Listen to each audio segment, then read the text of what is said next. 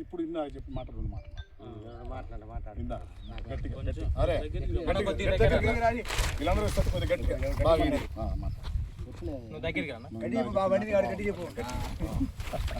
అందరూ ఇస్తట్టు అటు తిప్పు.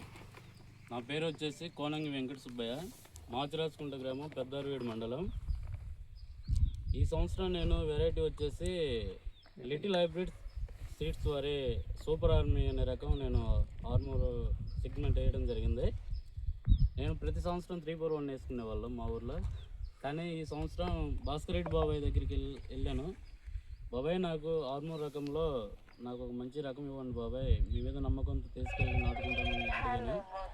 బాబాయ్ ఏం చెప్పాడంటే, సూపర్ ఆర్మీ తీసుకొని వెళ్ళి బాబు, నువ్వే 10 మందికి చెప్తావు, 10 మందిని నా దగ్గర తీసుకొని వస్తావు, చాలా మంచి దిగుబడి వచ్చింది, చాలా బాగుంటుంది అని చెప్పడం జరిగింది.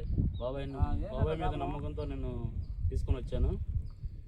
ఇప్పుడు నా తోట వచ్చేసి ఒక వైరస్ తట్టుకుంది, ఇంకోటి బాగా కాయ సైజు రావడం జరిగింది, మంచి దిగుబడి రావడం జరిగింది, కాయ క్వాలిటీ బాగుంది, అన్ని విధాలుగా నేను సాటిస్ఫాక్షన్ అయినాను.